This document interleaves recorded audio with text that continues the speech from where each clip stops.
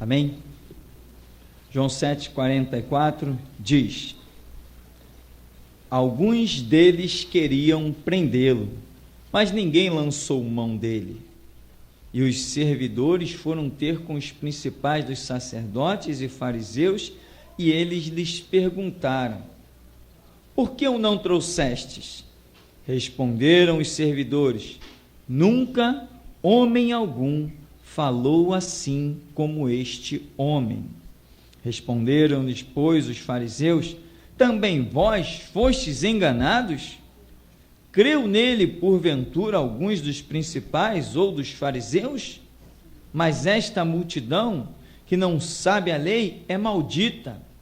Nicodemos, que era um deles, o que de noite fora ter com Jesus, disse-lhes: porventura condena a nossa lei um homem, sem primeiro o ouvir e ter conhecimento do que faz? Amém. Você pode sentar, irmão. Como já temos falado, por mais que a gente gire, nós vamos cair sempre no mesmo ponto, porque a verdade é Cristo Jesus, a verdade é a palavra de Deus, a verdade é o Evangelho, as boas novas. Ide por todo mundo e pregai o Evangelho a toda criatura. E aqui um episódio, no mínimo, intrigante, que nos faz parar para refletir. Soldados, autoridades, queriam acabar de vez com Jesus, mandaram esses homens armados irem lá buscar Jesus, que está pregando na cidade. E quando os homens retornam, os principais perguntam: cadê ele? Não trouxeram ele? O que houve? Não trouxemos ele. Eu imagino o que não se passou pela cabeça daquele principal, do chefe, quando os homens disseram assim: não, nós não trouxemos ele. Deve ter passado muitas coisas pela cabeça daquele homem. Será que os discípulos de Jesus se rebelaram? Será que houve uma rebelião? Será que Jesus é um homem muito forte e eles não conseguiram lançar mão dele? Será que Jesus fugiu? Será que Jesus correu? O que aconteceu? Vocês não trouxeram ele por quê? Simplesmente porque ninguém fala como este homem. Meu irmão, isso é tremendo. Isso é tremendo. Quando o Espírito Santo traz a revelação, isso é tremendo. Ninguém fala como este homem. Mas o que ele estava falando? Ele estava falando exatamente o que hoje nós temos registrado em Mateus, Marcos, Lucas e João. O que ele nos deu e disse: ide por todo mundo. Aquilo que Jesus tinha e fez aquelas autoridades serem detidas, é a mesma coisa que nós temos e conseguimos deter todas as forças infernais das trevas. Apenas palavras. Mas vocês não trouxeram ele por quê? Já sei, ele sacou de uma espada, ele sacou de um punhal. Ele estava com espiões, ele estava bem guarnecido. Não trouxemos ele porque ninguém fala como ele. As palavras que saíam da boca daquele homem nos constrangeram, nos impediram, não deixou que nós concluíssemos a nossa ação. A palavra dele foi impactante, mas eles ficaram ouvindo Jesus durante quanto tempo? Alguns minutinhos que eles ouviram Jesus, o Evangelho, a unção das palavras destruiu todo o ânimo maligno da vida daqueles homens de intentarem contra Jesus. Não trouxe. O que está acontecendo? Vocês também foram enganados? Não, nós não fomos enganados. Apenas ninguém fala como este homem. Meu irmão, Jesus disse para você: ide por todo mundo e pregai o Evangelho. Quando você conceber, viver o Evangelho, quando a palavra descer a dimensão, a divisão da tua alma e do espírito, juntas e medulas, quando a palavra for parte da sua vida, como Jesus disse, vós estáis limpos pela palavra que tendes ouvido. Quando você e a palavra, como diz a Escritura, aquele que está com Deus é um espírito com ele. Quando você for um com a palavra de Deus, também a teu respeito pode ser dito isto: ninguém fala como você. E se ninguém fala como você, também não poderão lançar mão de você. Você será intocável, você será imbatível, sobre ti se cumprirá uma promessa de Deus que não mente, não se engane, e ele diz: 1000 cairão ao teu lado, 10.000 à tua direita, e tu não serás atingido. Mas por que eu não serei atingido? Porque tem as minhas palavras. Aí os homens aqui têm um debate danado, eles começam a ter dissensão entre eles mesmos, e de repente, Nicodemos, que era um deles, que tinha estado com Jesus, e tinha ouvido as palavras de Jesus, que estão registradas no capítulo 3 de João, ele diz assim: porventura condena a nossa lei um homem, sem primeiro o ouvir e saber o que ele faz? Nicodemos, que aqui já está convertido, já tinha batido um papo na madrugada com Jesus, já tinha sido convertido, e a Escritura vai mostrar com clareza mais adiante, ele diz assim: não, peraí, a nossa lei não condena um homem sem primeiro o ouvir. Esse é o princípio da nossa lei. Ou seja, o que Nicodemos está querendo dizer? Ouçam ele, esperando justamente que os mesmos efeitos da palavra de Jesus que alcançou o coração dele, alcançasse também aqueles homens. Era esse o objetivo de Nicodemos, era essa a intenção de Nicodemos, que aqueles homens, os principais da sinagoga, os sacerdotes, os fariseus, os saduceus, os escribas, ouvissem Jesus, porque ele sabia o impacto das palavras de Jesus. Irmãos, você tem algo tremendo na sua vida.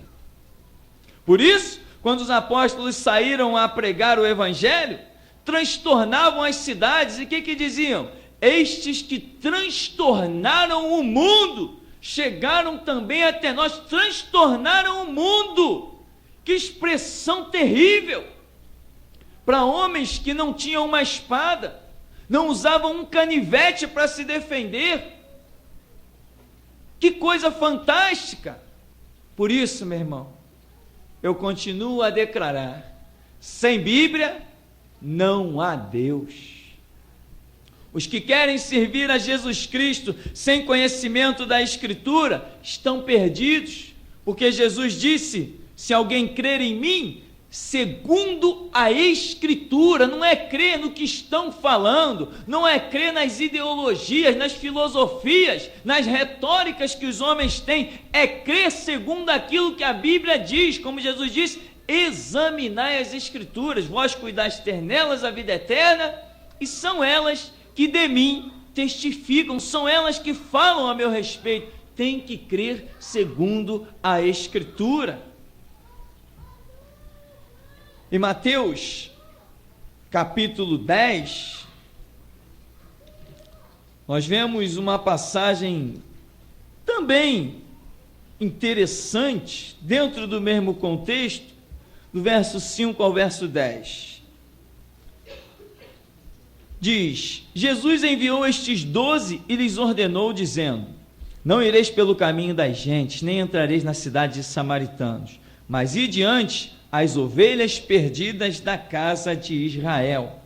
E indo, pregai dizendo: é chegado o reino dos céus. Curai os enfermos, limpai os leprosos, ressuscitai os mortos, expulsai os demônios, de graça recebestes, de graça dai. Não possuais ouro, nem prata, nem cobre em vossos cintos, nem alforje para o caminho, nem 2 túnicas, nem sandálias, nem bordão, porque digno é o obreiro do seu salário.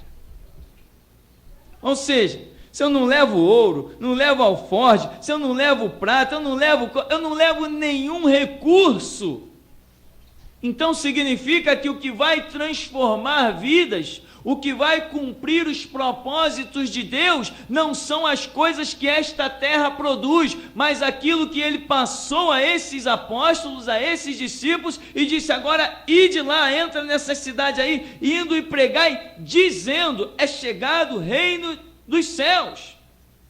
Então, as palavras somente que Jesus havia depositado na vida desses homens eram bastante para a obra: curar os enfermos, limpar os leprosos, ressuscitar os mortos, expulsar os demônios.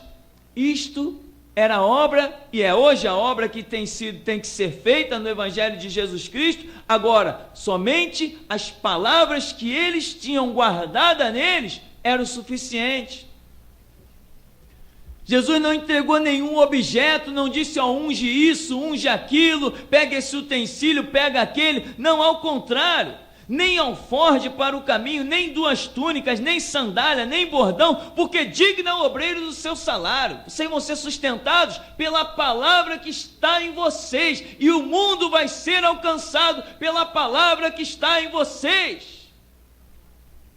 Embora Deus seja dono do ouro e da prata, ele não usa o ouro e a prata para transformar vidas. Pedro e João, a hora da oração, a 9ª, lá na porta chamada Formosa do templo, tinha um homem, um aleijado, pedindo esmola. E Pedro diz o que para ele? Não tenho ouro, não tenho prata, mas o que tenho, que é o verbo que se fez carne e habitou entre nós, a palavra, isso te dou, em nome de Jesus Cristo Nazareno, levanta e anda. Estendeu a mão, e ele levantou, entrou no templo, glorificando o nome do Senhor. Palavras de poder. Se você tem as palavras de Jesus Cristo, há um poder de Deus tremendo na sua vida. Aquela unção de Isaías 61, o Espírito do Senhor Jeová está sobre mim, me ungiu para pregar boas novas, enviou-me a restaurar os contritos, libertar os cativos, proclamar liberdade aos que estão aprisionados, apregoar o ano aceitável do Senhor e o dia da vingança do nosso Deus. Tudo isso você faz somente com palavras. É com palavras que você liberta vidas. A unção que está nessas palavras, que não são nossas, mas é de Deus, e Ele vela sobre a sua palavra para cumprir. Esta unção, estas palavras operam a obra de Deus na terra. Tem muita gente perdendo tempo, complicando os seus caminhos, se iludindo com um monte de ofertas que, abre aspas, igrejas têm oferecido. A palavra esquecida, a palavra abandonada.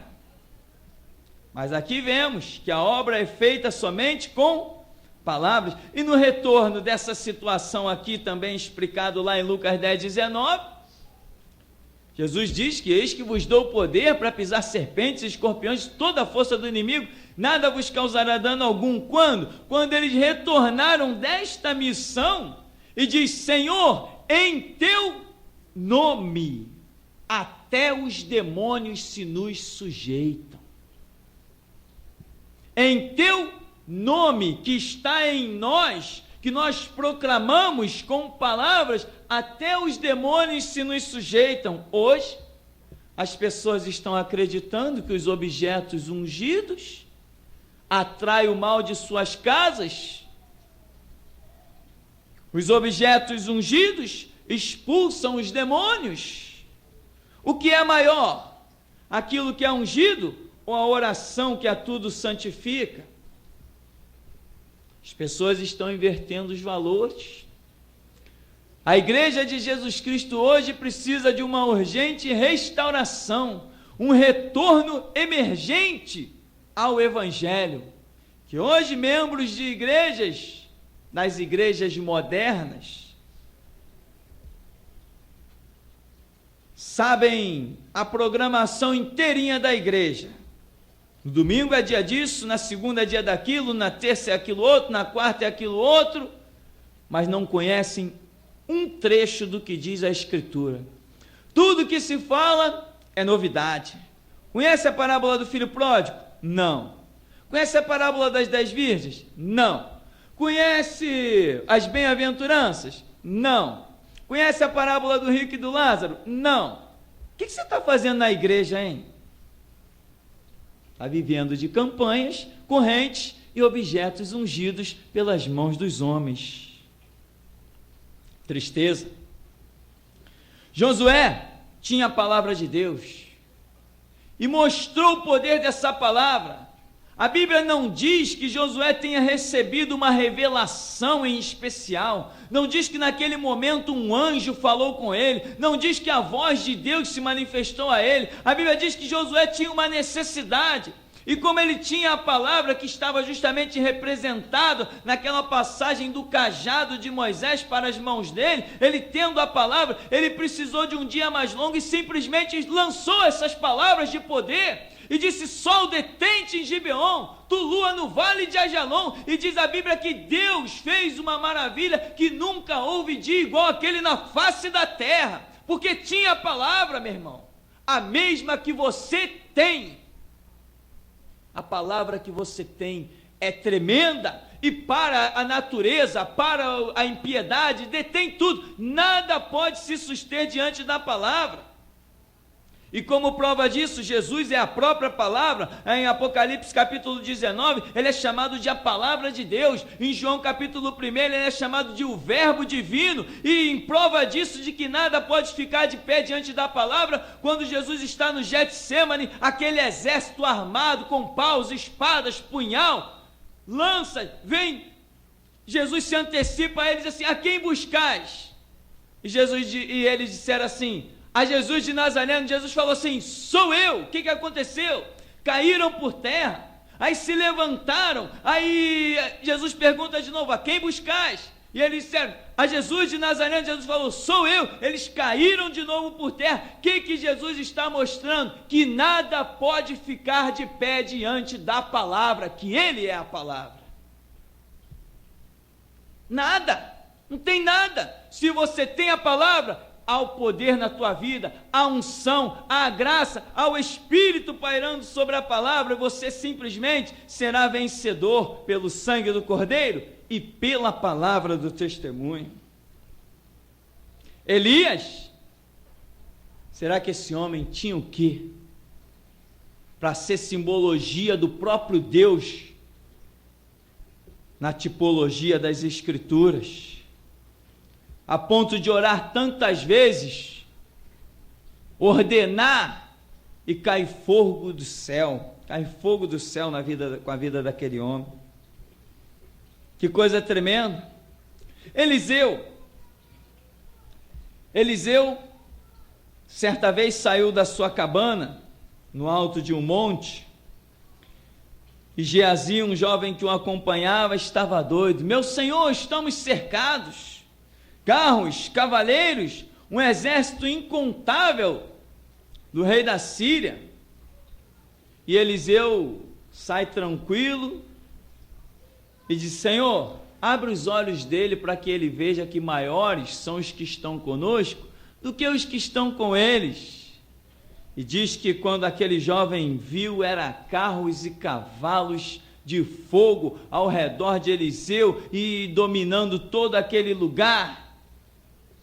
Mas como nós já temos falado, Deus não contou com aquele exército. Ele estava lá, aquele exército de fogo, carruagens, anjos, enfim, mas Deus não contou com eles. Contou com a sua própria palavra que estava na vida de Eliseu, pois Eliseu abre a boca e diz o quê? Senhor, peço-te, cega todos eles. Diz que ficaram todos cegos, sem direção, tudo perdido, porque ninguém pode vencer quem tem a palavra. Você, com a palavra de Deus, meu irmão, vencerá sempre qualquer multidão. Olha a história de Moisés. Quando saiu, fugindo de Faraó, à frente tinha o mar, ao redor as montanhas e atrás, lá vem Faraó com seus carros e cavaleiros. Aí o povo murmura: Moisés, nos tiraste do Egito para morrermos neste deserto? Moisés põe o rosto em terra, e quando ele começa a clamar o Senhor o interrompe e diz assim: Moisés, por que clamas a mim? Diga aos filhos de Israel que marchem, marcha lá contra aquele mar. Pode marchar, Moisés. A minha palavra está em ti. Não é hora de você clamar, é hora de você usar a palavra que está em ti. E Moisés chega diante do mar, toca com seu cajado, e o resultado nós já conhecemos. Que o mar virou uma passagem para o povo de Deus, e virou um sepulcro para os inimigos. E aquele mar simboliza também a glória da palavra de Deus, que salva os que nela creem e condena aqueles que a desafiam. Naamã foi diante do profeta Eliseu. Naamã, um general da Síria. Quando Naamã recebeu aquela palavra daquela jovem que era empregada em sua casa: se meu senhor estivesse lá em Samaria, lá tem um profeta, ele o restauraria da sua lepra. Aí Naamã conseguiu chegar lá diante de Eliseu. Eliseu nem saiu, não olhou para ele, não mandou nada, não mandou o seu bordão, não mandou a sua capa, simplesmente deu para ele uma palavra: vai, lava-te 7 vezes no Jordão e ficarás curado. O homem questionou terrivelmente: não, no Egito lá tem rio melhor que esse? Eu pensei que ele fosse sair da sua cabana, chegar diante de mim, impor as mãos. Enfim, o homem está dizendo: eu achei que ele fosse fazer um verdadeiro ritual. Não, meu irmão, quem tem a palavra não precisa de ritual. Quem tem a palavra ordena e as coisas acontecem. Por isso Jesus disse: ide por todo o mundo, pregar o evangelho, curar enfermos, ressuscitar os mortos, purificar os leprosos e expulsar os demônios. Expulsar. Por quê? Porque você já tem a palavra. Quem tem a palavra tem a autoridade para realizar a obra de Deus. Por isso, muitos questionaram lá quando Apolo entra no cenário, quando outros discípulos apareceram expulsando o demônio, e os apóstolos disseram assim: Senhor, nós vamos repreendê-los, eles não andam conosco. Não, mas eles estão fazendo a obra porque tem a palavra. Quem não é contra mim, é comigo. Quem comigo não espalha, ajunta, disse Jesus. Aquele que tem a palavra, meu irmão, é imbatível. Continue na guarda da palavra. Não se perca com os rituais, não se perca com as coisas secundárias que muitas vezes têm sido apresentadas aí. Você tem a palavra de Deus e com ela você vencerá.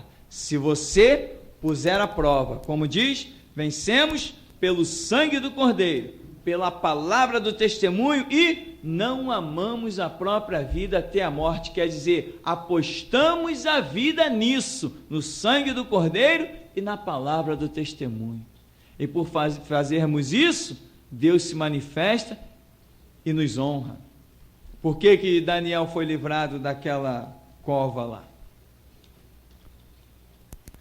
Porque ele entrou na cova com um osso ungido para aqueles leões? Nos dias de hoje fariam isso.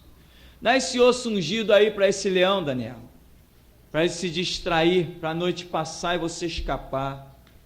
Não, Daniel estava lá com a palavra de Deus, e aquele que tem a palavra não pode ser imbatível e não pode ser abatido mesmo. Por que Sadraque, Mesaque e Abidnego foram livres daquela fornalha? Por quê?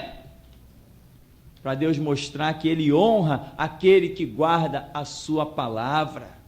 Imagina, até as chamas do fogo serem esfriadas e servos de Deus passearem no meio das chamas sem sofrer nenhum dano. Por quê? Porque tem a palavra e Deus vela sobre a sua palavra para cumprir. Amém? Lâmpada para os nossos pés, luz para o nosso caminho, é a palavra de Deus. Amém? Deus nos abençoe, em nome de Jesus.